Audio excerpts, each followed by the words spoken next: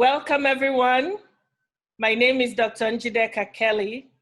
I'm here in Houston, and this is the African Dinner Table.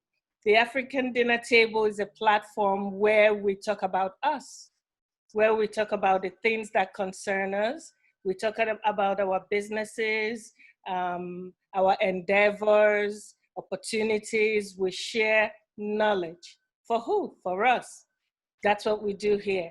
And then we promote one another. That's the only thing we can do, especially in these difficult times. These are unprecedented times. So we need to be able to tap each other on the back. And for the ones who have excelled, like Dr. Ejine, I think she's awesome, a medical doctor, and she finds time to write. I mean, for me, that's just the first thing. Okay,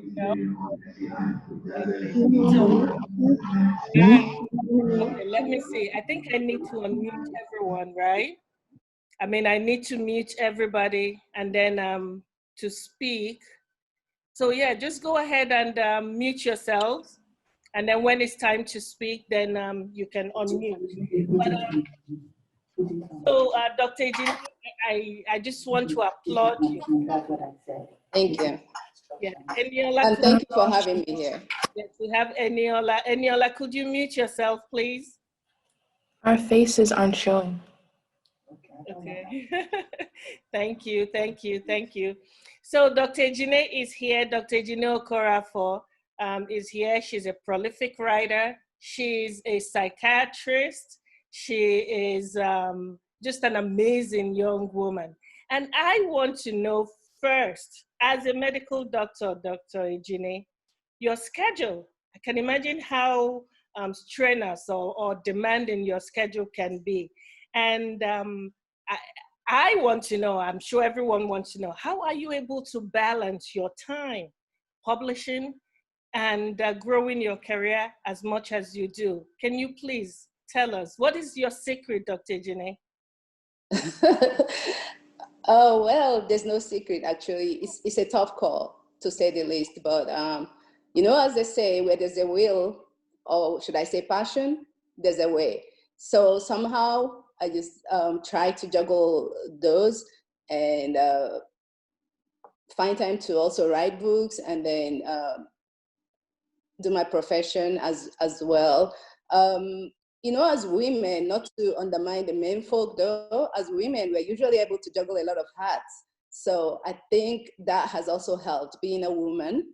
And well, it's not easy. I mean, like you just said, but if you have the passion, if you have the will, you do what you have to do. Yes, I agree. I know that passion is half the work in whatever endeavor anyone wants to pursue. You have the passion, that's 50%. But then the other part of it is the work that goes into it. That's the aspect I'm just saying. How do you do it? Again, what is your motivation? Oh, I get my motivation from a myriad of things. First of all, the passion, of course. And books have always been my escape. You know, like while I was growing up, I had a mother who was a literature teacher. And so bedtime stories, reading books was always something that we did right from childhood. So I kind of read a whole lot of books, different genres, different tones. And I couldn't tell you when my passion for reading books transitioned to writing books. So I started writing right from probably my first real book that I would say maybe when I was in my class 1 of secondary school. Okay. So I started writing by then. I couldn't wait to get home from school and just get buried in that haze of imagination. And I always knew I was going to write a book. So I remember that one of my literature teachers, who I gave one of my earlier work to review, said, Ejine has a great promise as a writer, but she has to experience more and live more. Mm-hmm. So with life and the transitions that I've gone through, the people that I've met, the people that I've also come in contact with, their stories, they're all inspirations. And I think I'm a storyteller. I deem myself a storyteller. So that's my main motivation, and to get the stories out there. And not just any story, but more maturely now, I'm writing more of African culture, because I think this is the story that needs to be told. I think there's so little of our African culture, of our people out there for people to see. I remember when I was writing my first books, it was about meeting a knight in shining armor, him galloping up and whisking me off to the darkness of the night, those kind of stories.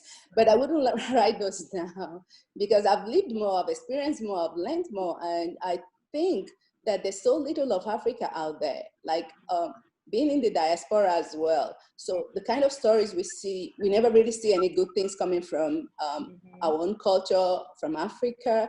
So that's my main motivation, to get our stories, not just be a storyteller for the fun of storytelling, but also to, be a sort of kind of have a document of our culture as well, so that people can read the books, not just read the stories behind them, but also learn our culture. Yeah.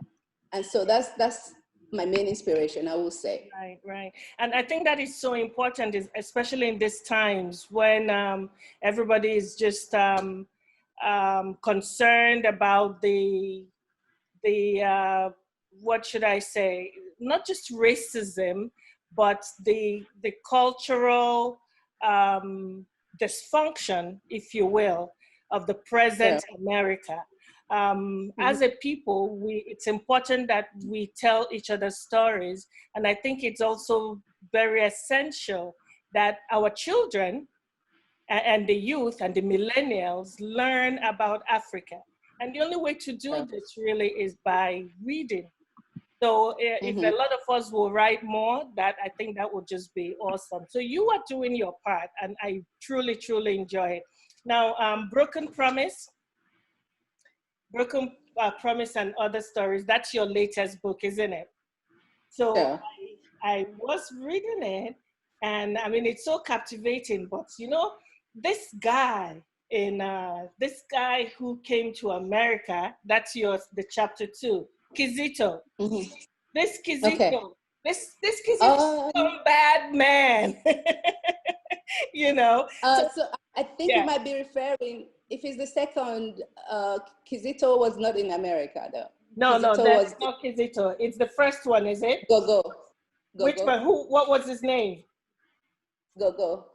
Yes. That's the Broken Promise. Yes, right? Go is the one who came to America, and yes, he tried to do the right thing, but it happens to a great many Africans that come here.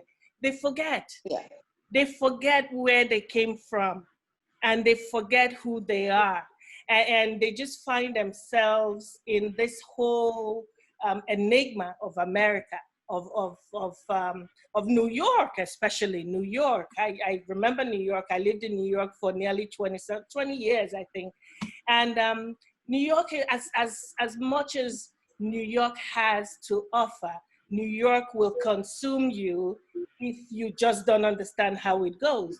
So reading Go in your book, it just reminded me back then I worked at the shelter. I worked at the New York City Department of Homeless Services, and I saw so many Go-Go's in the shelter. So many Go-Go's of African origin who will come into the shelter. Okay, so when I read this, I was not only intrigued, but I was a bit, what should I say? It really touched me how one can easily lose themselves in this culture if we don't take care of what we need to take care of. I think somebody just raised their hand. Aboma, you want to speak? You can just unmute yourself. And yes, we have questions to ask Dr. Ejine, but we wanted this session to be interactive. So Aboma, you raised your hand. Did you want to speak? Just unmute yourself. Okay, I guess not. So, do we have any comments? Elsie, do you have any comment? Let me say this. I've known Ejine since college days. One thing I can say is this. I didn't know she was writing because she wasn't writing then. Well, reading your book here is such a wonderful thing to read because it kind of puts you back in Nigeria, where you're from, and it brings a lot of memories in all your writing. You just get immersed in it. I give it to my kids. I say, okay, you guys need to read this, but I will give you some of the thoughts and the visions of how we lived back then. Mm-hmm. So when I see that she's writing, I don't know how she finds the time, but she does find the time. She does. I'm impressed. I am delighted. And one thing I can say is that when she writes, sometimes she sends it to me, Elsie, you need to read this. I said, you know what, Ejine? I love to read your book, so send it over. Mm-hmm. And so she writes vividly so that you can actually, when you read it, it just brings back memories of what we lived through, and how it used to be then. And it's just a wonderful thing to see. And I pray that this book sells. Like I said, you need to send some over to me so I can put on my platform for people to buy. Yes. Okay? Yes. Thank you so much. That's really what we want to do here. I mean, we don't want to write books and put them on the shelves. We want people to get it out. But she has a message, and that message is to share our culture. Okay? So that brings me to, you said, Dr. Ejine, in your introduction, you said books have always been your escape. What exactly did you mean by that? So, I mean, you just immerse yourself in the story, you know, you live the story. Sometimes it's happy, sometimes it's tragic, but whatever it is, it's different from your exact feeling at that moment. So you can live another life, live another imagination, live another experience. So I think that also enhances one's life. Right. So now, as a psychiatrist, is there any kind of association, I guess, in your prescription for your patients? Is there a healing component that books have for some of the patients that you have? Do you recommend reading and writing to them at all? Of course, not just to my patients as having mental illness, to anyone, I would say. Sometimes you could be caught up in a dilemma, and writing it out is, writing those things out is cathartic for one. And also you have a clearer picture when you write things down. Like you could write, the pros and cons. Like some people will have difficulties with relationships. I could say, okay, write the pros and the cons out.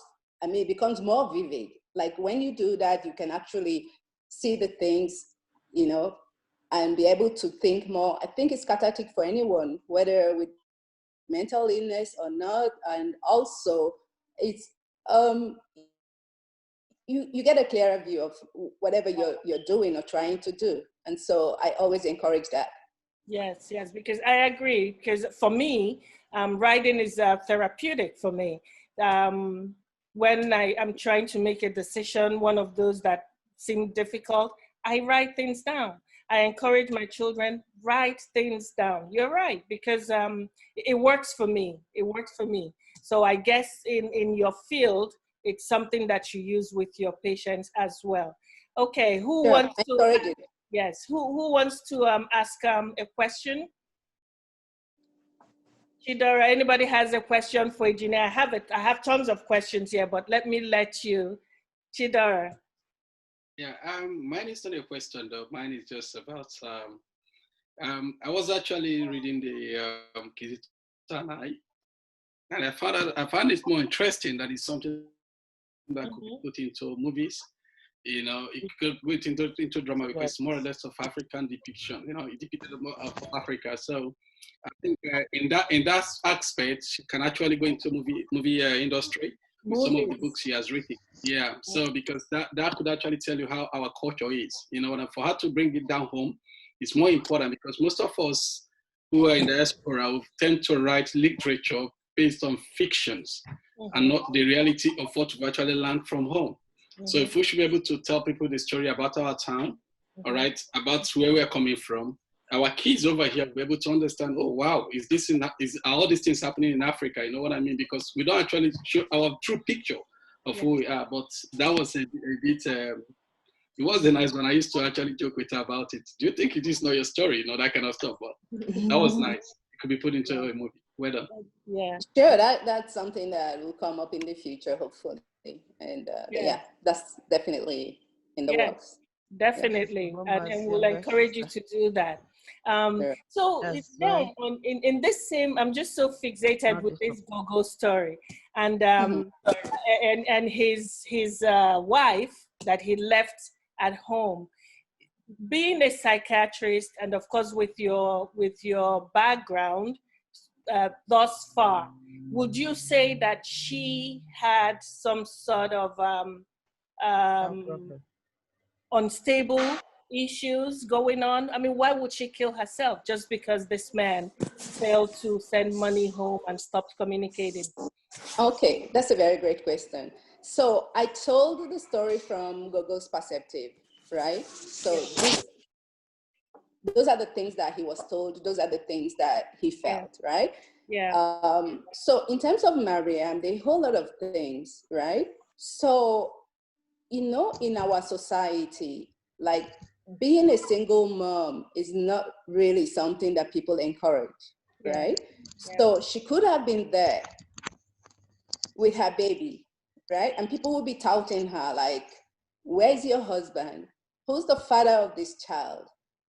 And then the man is not there, right? So there are a whole lot of things. So it might just be, I don't think it's so much that she didn't get money from him. So the society also around us might not have helped things. So that's another story to tell. But I totally told the story from Gogo's point of view, but I think there's so much more to Mariam's side that we still don't know. Yes. But I don't think she's that fickle to have just killed herself just because the man didn't send the money down to her. There must have been other things. Right. So single women have to deal with the cultural stigma, especially from that part of the country where I happen to come from as well, which is Uguta. I can just imagine how she would have been maybe taunted by the society. Even when she went to fetch water, all these boys, Gogo being one of them before he left, will be by the riverside and just wait for young girls. Who knows what else that they do. So the cultural stigma is there, but from a woman's perspective, it's really difficult to raise a child on your own, but it's not as if we can't, because we do all the time. We can. We do all the time, because women we're just strong. We just have that nurturing spirit within us, and we're able to do things, you know. But also that fragility is something that we need to speak more about, to say to women, especially young women, that yes, you can. Yes, you can. And that there are resources, especially today, that can help you to do what you have to do as a single woman. Yes. Right? Definitely. Now, your other book,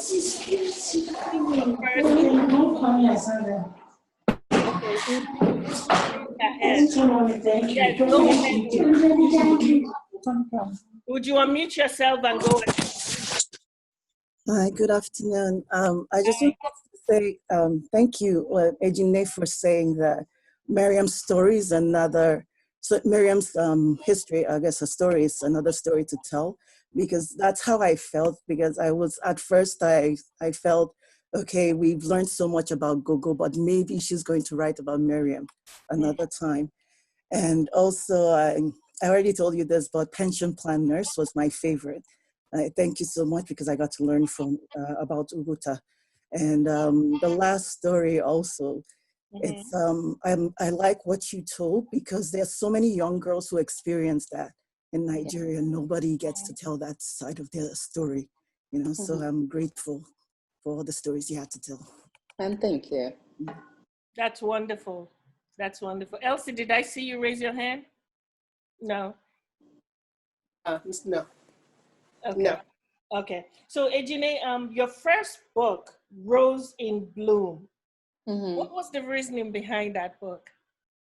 Okay, Tell us a so little about it. Yeah. yeah, that's my first published book. That's not my first book though, Oh, but my okay. first published book though. I stand Right. So corrected. yeah, so Rose in Bloom, it's about a young girl who was coming of age and then was going to get married, and she was in love with someone who um, she later found out was an Osu. So that's one of the,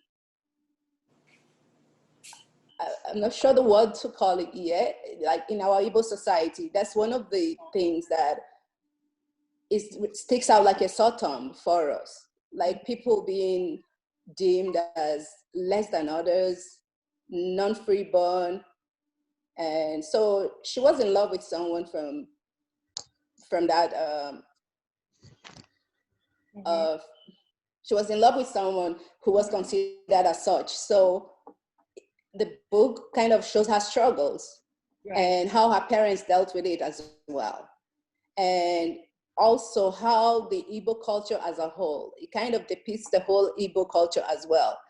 And so I think it has a catalog of a lot of Igbo traditions, so to say, and also how we as people deal with issues, not just how Nkiru dealt with those issues, but how her parents dealt with the issues, how the villagers, the people around them dealt with the issues. So I think, again, it's one of those things that I try to do in my writing to kind of catalog and document our tradition so that we don't lose these things. So, and also to kind of also make us think, inspire us also to think about the ills in our society and hopefully also bring a change. Yeah, yeah. Now, you know, in the Igbo society, it's often said that some of those cultures, again, remembering Things Fall Apart, everyone all over the world, having read Things Fall Apart, it depicted that Igbo culture that was completely just men-oriented, right? Mm-hmm. And women were just given the back seat. Women were meant to be seen and not heard. Now, some of those things are changing, some of them, but they're changing yet very slowly. Now, I'm just wondering if you will do a book that shows women as just being heroic. Are you thinking about that? What's your next book going to be? I wish it would just depict women as not only breadwinners, but the heroes that they are. So in Pension Plan Nurse, right? Mm-hmm. You could see the lady there was also, I mean, it wasn't obvious from the, like if you're reading the book, right? It won't be obvious immediately, but you could see that she's the stronghold of the family. Yeah. Once she started walking, right? She was holding the family down, and although her husband was acting up, she still held firm. So I think my books also depict women as very strong characters.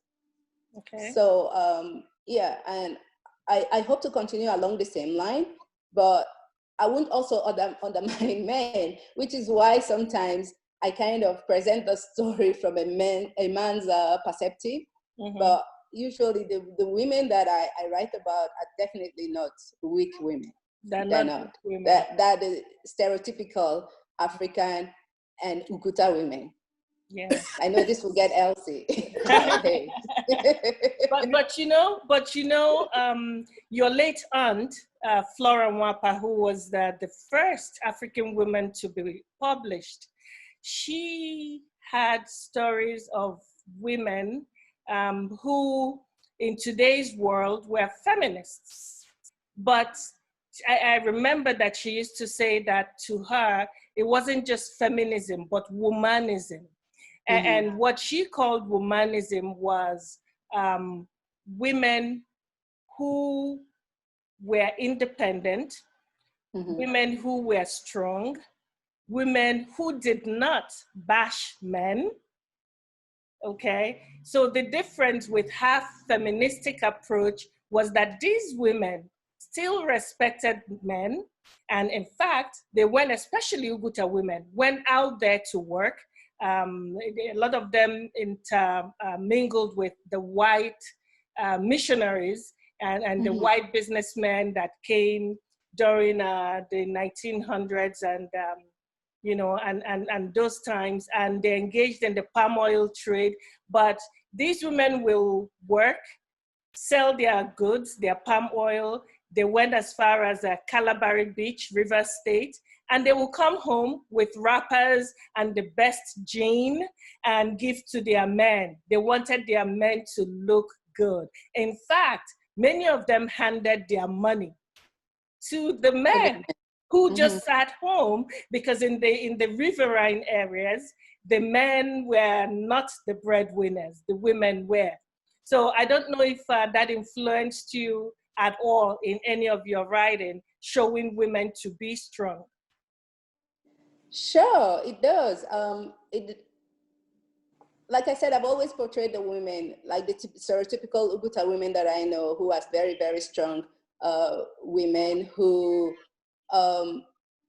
they don't try to bring the man down, even though they're the breadwinners. So it also used to intrigue me, like the men will marry like 4 or 5 wives, right? And sometimes they say that these people who are marrying this much wives is because they're wealthy, right? So they will have these wives, and the wives will have like 5, 6 children, and they fend for themselves and their kids. Yes. And yet this man is supposed to be the rich man who married so many wives before, because he's wealthy. So I kind of find that like paradoxical, like it doesn't really add up. Like you're supposed to be a wealthy man, you're marrying 5 wives because you want to show you're rich. Yet these individual wives fend for themselves and their children. So there's a whole lot about our culture that doesn't really add up. Yeah. But one thing for sure, the women are always strong women. Yes. Well, we have 2 men. We have Chidera and we have Samuel Okoroafor. Amongst a bunch of women. So Chidera already spoke to us. Samuel? I was wondering if I'm in the wrong group, you know, No, because this is more like a bashing of men. So Chidera, the only reason why I rebelled online was because of Chidera. But, well, give us your perspective. We are numbered here, so I won't be able to say much. But I'm listening and I'm hearing everything everybody is saying. Thank you very much. Why don't you tell us about your men folk? Tell us about your men folk. You can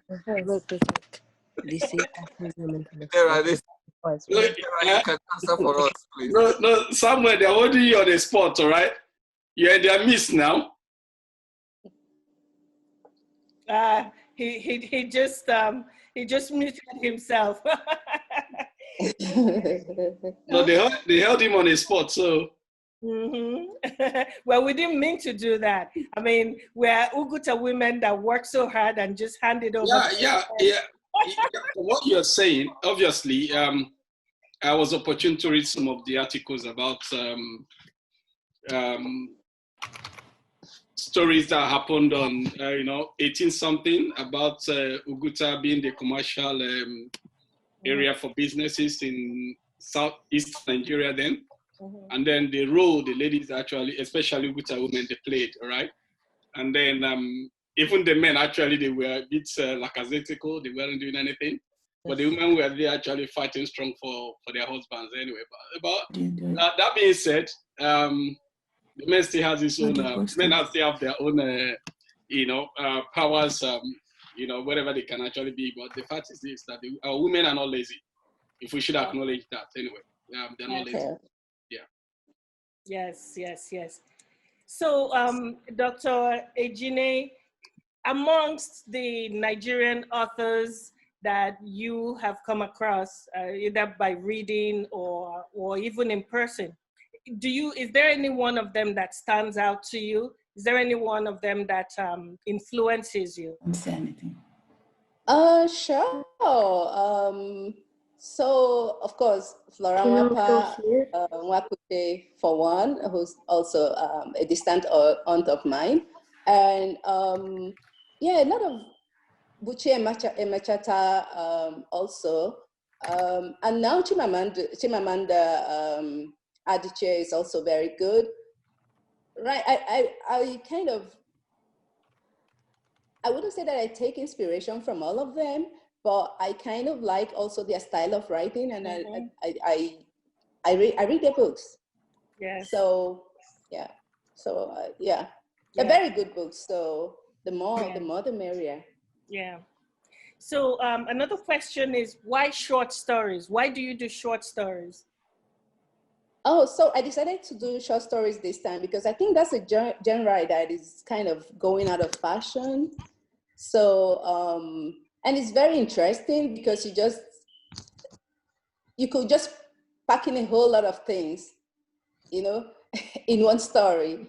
So, without boring the reader also. So I think my next book will most probably be another collection of short stories because I like it as well. I really love the whole genre of short storytelling. Right. Well, don't forget your poems. I love your poems, Ejine. Sure.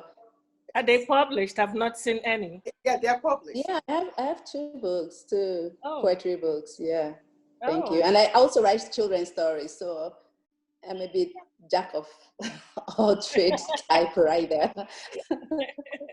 So what is your favorite? Is it the short stories or the poems or the novels?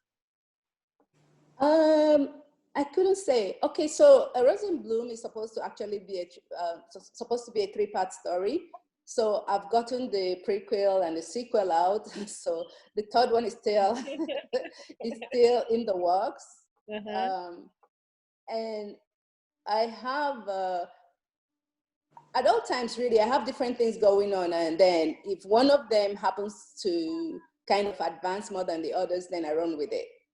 So that's really how my own writing process goes. So who knows, we'll see. I keep writing, so whatever, like my collection of the poetry, I keep writing, and when I feel I've got enough, and then it goes to the publishers. And the story is also the same thing. So whichever comes out in the forefront is the one that will go. But there's always a whole lot of things in the works. Wow. At the same time, yeah. Yeah. So are you thinking at all of having some of your books included in the curriculum for Nigerian high schoolers?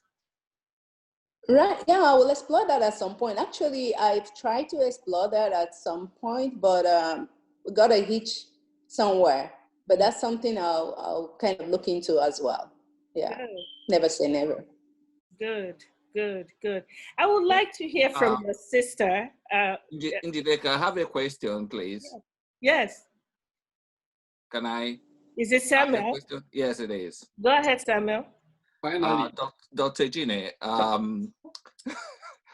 what inspires you to write all these books that you're writing, if I may ask? I know you may have touched some of it. Is it in terms of what you perceive as the injustice of women, or is it something that you feel you need to express? Could you tell us what inspires you to write these books and poems? Sure. So my stories are not really women's stories, because I also give a man's, like in Broken Promise, it's actually the man telling the story. Pension Plan Nurse, it's a boy telling the story. So I'm not like a one-dimensional typewriter who writes as a woman or writes as a man. I kind of try to look at every aspect of everybody's story and how I think, how I perceive them. I might not be right, but yeah, how I perceive them at least. So how I get my inspirations, right? Like, I don't think there are enough of African stories out there. And like for people who live in the diaspora, our kids, how much do they know of our culture? So that is something Why also did you that say that? I want to make sure that we have a I record want you to work that, on your book. you and know, like a publish it. documentation of us My as a father people, understand our you traditions, that after without you even listen going to to my Nigeria, sister. our kids can refer to. That is one of my inspirations. The And books, and then I we remember walk while on. growing up, like I used to go to my grandmother's and she would tell us all these stories about the tortoise, all the, you know, things that you learn from. These are, you know, I hear people read bedtime stories to their kids, right? And we don't have any documentation of our culture. Like Indians have culture that people read into, buy into. Other cultures, like all the other cultures of the world. But I don't think there are enough of African cultures out there for people to learn and know that we were people. This is our way of life. This is how we used to live. These are the things we used to do. These are our folklores. We have traditions, we have folklores, we have all these things. So that inspires me to also make a documentation of all these things so that we can refer to them. Our kids can refer to them. And, you know, not lose our tradition. Like the last time I went home and I asked people, can you tell me one of those 30 stories? No one could remember. Even my aunts, they couldn't remember. And I wish I was writing down when my grandmother was telling me those stories, because you could learn a whole lot from the cunning tortoise. Yeah. So those are the things that that push me. Mm-hmm. Those are the things that make me want to write more and Mm-hmm. more. And more about our people, not just write, but more of our people, of our culture, of our tradition, and let there be those documents out there so that people can refer to them as well. I have a question. Sure. Yes. Have you thought about putting your books in audio format? That's another thing in the works. Yeah, Okay. that's another thing in the works. Yeah. And Okay. hopefully I want to also get into traditional publishing and not just have to do everything myself, because yeah, combining the job and writing and self-publishing, it's kind of also, it takes its toll. So yeah, hopefully one day somebody will say, I'll take all of that from you and just do the right thing, and I'll do every other aspect of the business. Yeah. Yeah. That's great. That's great. So anybody else has some questions before I ask her? Let's see. Yes, I do. This is Uju, Ejine. Yes. Okay. I wanted to ask how you decide on the covers for your books, because I really like them. But I also wanted to mention about the stories about the tortoise. You know, reading in Igbo is very hard for a lot of people. But there's a book I recommend if you can read Igbo. It's Mbediogo. It's a book about all those folk tales about the tortoise. They're there. What's the name of the book? Sorry. Mbediogo. Let me type it out. Okay. Mbediogo. Yeah. Okay. I actually have one of those stories already. Yeah. So I've written one of them, the tortoise and the birds. So yes. I want to do a catalog of the stories. I call them in names folklore tales, actually deriving from my grandmom. Okay. So I want to do a series of those books. So I have one out, which is the tortoise and the birds. You know, where he went on a visit with the birds and fell down from the tree and broke the shell. Yes. So I have that already. Okay. Done. Yeah. But also tell me how you decide on the covers for your books. Who does them for you? Yeah. So the Rose in Bloom is so it's a painting, the painting that was already there. So I just thought it was a good one, a good cover for me. So I asked the painter if I could use it. The others, I asked my friends my cousin. I have my cousin actually that I collaborate with. He's an artist. So I use his painting also. I tell him exactly what I want, and Like the illustration for the tortoise and the bird, he did the book illustration. And for Broken Promise, actually, it was from my publishers.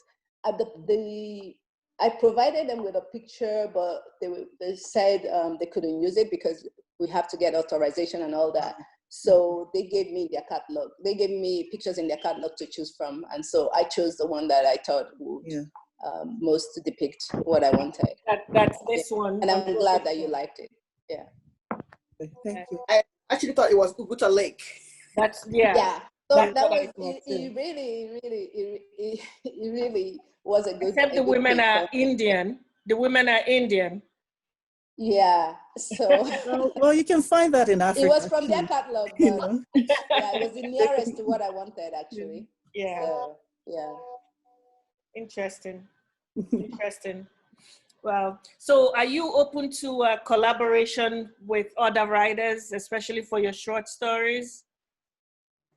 I wouldn't mind. Yeah. If it's a good one, why not? Why not, right? Why not? Yeah. Okay.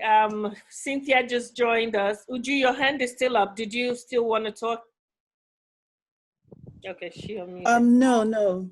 Okay. Yeah, thanks. Cynthia, you just joined us. How are you? Unmute yourself. Unmute.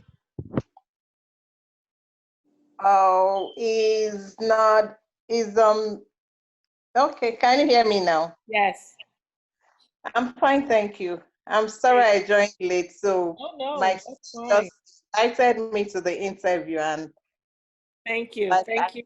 I've always wanted to know what her inspiration is, so I don't know.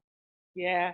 She's a doctor, she's supposed to be busy, but she has time to be doing all these amazing write-ups. So. Yeah, well, everybody wants to know. So yeah, like I said, where there's a will or passion, there's a way. You just have to find a way. Yeah. It's not easy, but hey, it's my passion. I love it. Absolutely. So I'll always make time to write. Good.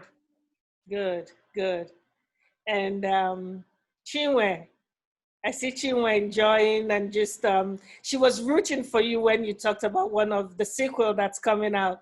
Chinwe, what do you want to say to us? Unmute yourself. Unmute yourself. Yes. Hello. Hi. I had a question for Ejine, for Dr. Ejine. With us being here in Vegas, are you open to having your books out there? Because I know a lot of schools right now are looking for diverse books, especially with like all the whole political and racial stuff going on. Mm-hmm. Why not? You know anything that I need to know? Okay. So I think the starting point for that will be to talk to whatever school that's near you. I just talked to first with the guidance counselor, and you could do a reading. You could say to them that you want to read to maybe 2nd, 3rd, 4th graders, and you make out time to just do a free reading. And if they're captivated enough, which I know they will be, then they will order your books. And it's short stories also, so that makes sense. Exactly. Yeah. Exactly. Yeah. I'll explore that then. Yes. Yeah. Yes. Thank you. Yes. So, I mean, this is just fantastic. This is what we do on the African dinner table. In Africa, when we eat, usually I will have my glass of wine, because when we eat, that's when we talk. That's when we, just talk about everything that happened yesterday, today, whenever. So this is why we do this. And I want to encourage, yes? Yeah. Sorry, Christy's here, and Christy's not an African. Why don't we hear from her? Christy. Hi, Christy. Unmute yourself. Hello. Hi. Yes, you're not African, but guess what? But I enjoy, listening to all of the cultures. I enjoy working with Elaine and Ejine. I can't even say her name. Anyway, she's a hard worker. I don't know how she finds time to do all of this. Yes, that's what everybody wants to know. Where does she get the time? I don't know. Right. She's an amazing woman, that's for sure. Oh, thank you. Amazing, I tell you. So, Christy, have you read any of her books?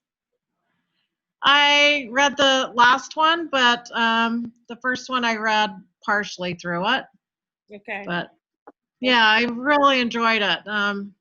This was my favorite, though. I really liked this last one. Good. Because I'm sure you were able to see a little bit of Africa in those books. That's our culture. Not just Rich. Africa, she was able to identify with some of the stories, too, Yeah, which is really good. Yeah, I was able to identify and some of the love stories. I really did appreciate them. Yeah. Thank you for sharing. Okay, that's great. Thank you so much. So, any more questions? Let's see. Do I see a hand up? Okay. All right. So, Dr. Ejine, let's talk about where we can purchase your books. Okay, so they're online and also can be bought directly from me. It's online, on Amazon. Online where? Amazon, Barnes & Noble, Stratford.com, and randomly, if you put the books in, you can get them also on random websites that I don't even know about, or you can contact me directly and get it from me also. Okay, that's good. And how much are they going for? So the Broken Promise is $13.99 if I'm not mistaken for the book, and e-book version is $3.99. Okay, $13.99. Yeah. Okay, so if someone wants to order directly from you. Sorry, I didn't get that. Okay, could you repeat, please? So Broken Promise and Other Stories is $13.99, and the ebook is $3.99.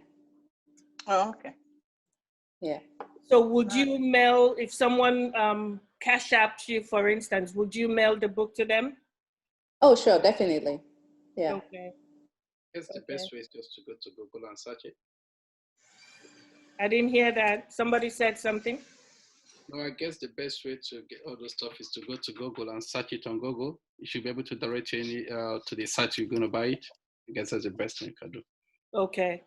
Okay. Yeah, you can also get it from me. That's okay. Okay, directly from you. Yeah. Okay, that's great. That's great. Okay, so when is that next book coming out? I wish I could tell you. I wish I could say, but I don't know. We'll see. Yeah. Okay. And that's the sequel to which one? Like I said, I have a whole lot of things going on, whichever runs, whichever one. Whichever one that feels completed. You know how you get the writer's block? Yeah. So I kind of try, whichever one wants me to run with it, I run with it. So I can't guarantee anyone, but they're all in the works. And definitely they'll be out someday soon. Someday soon. Yeah. We're going to hold you to that. We'll hold you I'm to waiting. that. Yes, we're waiting too, right? We're waiting for that book. Okay, so I see here, Ononye Dumebi. Ononye, can you hear me? Hello? Ononye, are you there? Yes, I can hear you. Hi, what do you need to say to Dr. Can you hear me now? Yes. Can you hear me? Yes, I can hear you, and we can all hear you. Okay. What do you have to say to Dr. Okay. Yes, my big sis, congratulations on this book. I read a few of them, and they're awesome. I love the stories told there and how they were told. But there's something I want to also learn. How do you know that your readers are connected to the story? That's one. Then two, do you usually see yourself in one of those characters that you that you portray there? I think I know some of the answers to that one, I can tell you. Okay. Why don't you tell us then? Well, how do I know that my readers connect to me? So before the books are published, right? I have my group of friends, my special group of friends who give me the feelers of how they feel about the books, and also that gives me an idea. So sometimes I might even have to change the story depending on the feedback that I get. When it's published already, people tell me whether they like it or not. And I like those feedbacks because it also helps me know whether I'm going the right direction, things I have to improve on, because there's always room for improvement as well. In terms of if I see myself as one of the characters in the book, so what would I, not necessarily me per se, but like when you're writing the book, you're really living that story. So every book has a bit of the author in it. So it's me and everybody else in the world that I've met or seen or known, or every story that I've had. So it's a combination of a whole lot of stuff. But I wouldn't say it's about me per se, unless I'm writing like my own personal story. So if there's me in that book, it would be like 3%, not that much of it, but it's about every experience, things that I've read about, stories that I've had, people that I've come in contact with. So it's a bit of everything. And sometimes that I just make up things, like things that I would have, maybe something happened this way, maybe I'll kind of reimagine it in a different way. So yeah, I think that's how my own writing process goes. Yeah. Yeah. I mean, that reimagining, if something happens, you see something or you hear something, and then you reimagine it to turn it into a book, into a story, is just, it's amazing. I think that's the power that comes from, you know, just having that spirit to recreate stories. It's wonderful. Mm-hmm. It's wonderful. And if it was easy, everyone would do it. Don't we agree? Absolutely. Well, so it's 2:55. We have just 5 more minutes because this is a 1-hour show. I just want to say thank you so much for coming, all of you, everyone. I want us to participate in the sales of these books, not just this last one, Broken Promise. So if you all can share it, Ejine, if you will send us the picture of the book. I know you sent me one. We could put it on Facebook. Each and everyone could just share it, put it on your own platform, and let's buy it. Let's buy it. The story is great. It needs to be told. There's no reason for it to just sit on the bookshelves. So I want to thank you all again. My name is Dr. Ejine Kelly. I'm in Houston, Texas. It's so warm today. Where you, I don't know where it is. All of you, I know Elsie is in Atlanta. Is it getting a little cold there? Just rainy. Yeah, just rainy. Okay. Yeah, I know Vegas is really hot. I thought Houston was hot until I went to Las Vegas. And Aboma, I don't know if she's still here. Aboma is your sister. I would like for her to say something to us. She's your sister from Nigeria, but I don't know if she can hear me. Aboma, can you hear me? Aboma, can you hear me? Yes, they've just taken light Nigeria. Nigeria. Well, it's so good to see you. We're so proud of your younger sister, Dr. Ejine, who is just whipping out all these books, you know, in conjunction with all of the great work she does in the clinic and in the hospital. And she's just a great storyteller. We're here to encourage her. We want to buy these books. We just want to buy these books and expect that she does a lot more. So once again, everyone, Chidera, Christy, Uju, Eniola, Elsie, Uche, Samuel. Thank you. Thank you so much. Thank you. I'm going to have this edited. I'll send it to you, Ejine, and you can reshare to everyone. Okay, Chidera. Thank you for having me. Yeah, I think one of the ways that you can promote this book is going through the website where you buy the books and also make your review. All right, give a positive review. It helps. Okay. Yes, that's true. And each of us now can actually do a review because we've read this one or another one. So we could do the reviews, and I don't mind sharing it in some of the platforms that I belong to. So yes, we will do that. And until next time, thank you so much, Dr. Yeah. Thanks. Thank you, everyone. Thank you for having me too. Okay. Okay, bye. Bye. Bye. Thank you. Bye, Samuel, Chidera, Thank you, everyone. everyone. Bye.